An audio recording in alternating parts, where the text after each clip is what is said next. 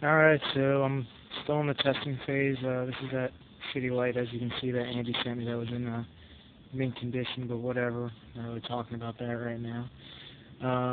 Right now I'm just going to test and see what's up with this light and see if I can plug it right into my car without it causing any errors with everything inside the light, or no additional wiring added to your harness, which all the other ones are.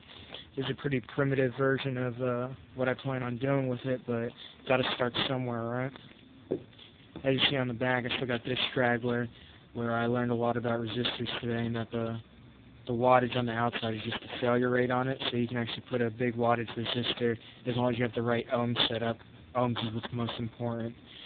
But as you look at the back of the headlight, you can see that there's no external wires that come off it, and you can even see I kind of crudely mounted the ballast here. I'm planning on having that done a little bit cleaner and a little bit nicer there, and you can see that nice big hole that Andy drilled in my my Halo plug, and you can't even buy new plugs for those, so I'll have to figure something out for that.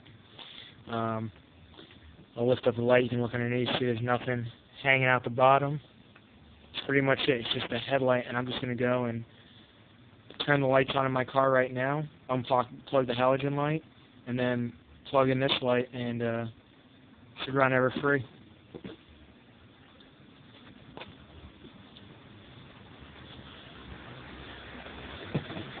Car's already on. I'm going to turn the lights on, and then just unplug plug the wire right at the back of the headlight. But again, I'll show you there's no extra wiring or anything in my car.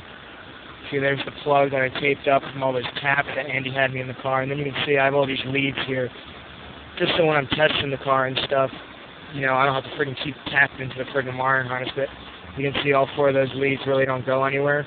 Those are just test leads, which will be coming out once I get this headlight working right, which should be now. Unplug the old headlight, plug in the new one.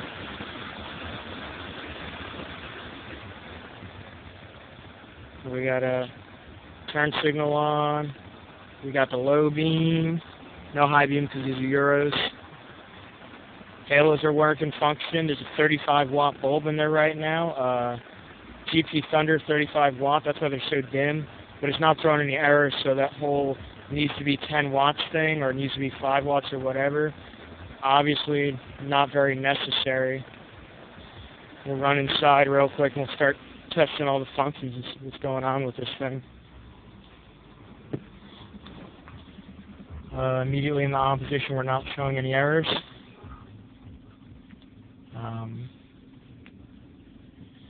We'll go to the off position. Still no errors. Automatic. Lights are functioning as appropriate. Still no errors. You can hear the bi-xenon shutter functioning. Still no errors. Got that right turn signal. Functioning, no errors, no hyperflashing.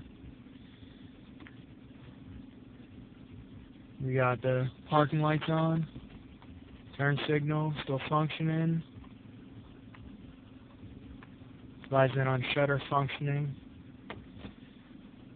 Turn on the lights. Still no errors. Turn signals. High beams. Still no errors. Flash to pass, functioning. And obviously, we got to turn it off and check if it starts up with no errors, because that's always the biggest problem. Let's put your key in. See what's going on. See what it has to say. Seatbelt. Still no seatbelt, obviously, because I'm going to wear my seatbelt to test these lights. Everything looks pretty good right now. I mean, we still got that straggler resistor, but I'm going to mount that on a heatsink if we have to keep it in there. But at least you won't have to tap any of your existing wiring. Everything will be completely connected to that light. As you saw when I plugged it in, everything, even the ballast, is connected to the light, just like the OEM stuff, so you don't have to figure out where you're going to mount stuff. If I wind up doing the HIDs on this, I'm going to wind up mounting the ballast underneath where the US AHL module usually goes, so then even that'll be mounted to the headlight, and there won't be all this extra craziness. I'm hoping I won't need a harness for the halos, but we'll see. I'm still working on that, seeing if I can find a solution for that. Doesn't seem like it should be too difficult, though. But I mean, I'll go out there, I'll throw the high beam on, check it out one more time, and see that it's completely functioning appropriately. Wish I had someone else here to test this stuff for me while I was standing out here, but I'm kind of by myself, so I can only do so much. At least it's daytime this time. And another big thing about this conversion is the bulb that's in there is awesome OEM, 4300 bulb in there. D1S bulb, just like it comes from the factory. So the lighting output for this new setup is going to be way superior than a custom bulb or even a D2S, which was my previous upgrade I was planning on doing before I found out that we could get these D1S bulbs to work. But that's pretty much it. Looks like it's functioning right. Like I said, I'll do it again. I'm going to plug this headlight right now. And no extra wiring. I pick up my headlight and walk away from it like it's friggin', I don't know, like a backpack or something. That's it. Everything's attached. No more extra crap.